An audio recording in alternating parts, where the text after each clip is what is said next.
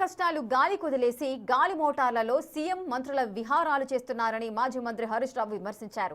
Quota సాకుతో శనగలు, మక్కలు, జొన్నల కొనుగోలు నిలిపివేతపై ఆగ్రహం వ్యక్తం చేశారు. శనగలపై ఎకరానికి 10,000 నష్టం వాటిల్లుతోందని ఆవేదన వ్యక్తం చేశారు. సన్నవడ్లకు గత యాసంగితో పాటు ఈ యాసంగి బోనస్ వెంటనే చెల్లించాలని హరీష్ రావు డిమాండ్ చేశారు. రైతాంగానికి ఈ ప్రభుత్వం మద్దతు ధర ఇచ్చి కొనేటువంటి ప్రయత్నం కూడా చేయడం లేదు.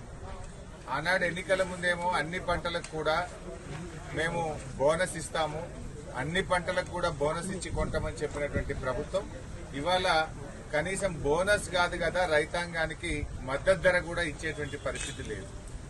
ఈ ప్రభుత్వం రైతు వ్యతిరేక ప్రభుత్వం అయిపోయింది. ఎంతసేపు ముఖ్యమంత్రి, మంత్రులు అటు గాల్లో తిరుగుడే సరిపోతా ఉంది. ముఖ్యమంత్రి గారు ఢిల్లీకి ఎక్కువ, గల్లీకి తక్కువ. అటు కేరళ పర్యటనలు తిరుగుతా ఉన్నారు, ఇటు ఢిల్లీ పర్యటనలు తిరుగుతా ఉన్నారు. కేరళకు, ఢిల్లీకి తిరగడంలోనే మంత్రులు, ముఖ్యమంత్రి బిజీ ఉన్నారు. అంటే గాలి మోటార్లలో ఎక్కువ తిరుగుతున్నారు. భూమి మీద తక్కువైపోయింది, గాలి మోటార్ల తిరుగుడు ఎక్కువైపోయింది ప్రభుత్వానికి. అందుకే రైతాంగ సమస్యలు ఈ ప్రభుత్వానికి పట్టడం లేదు. రైతుల కష్టాలు ఈ ప్రభుత్వానికి అర్థమయ్యేటువంటి పరిస్థితి లేదు.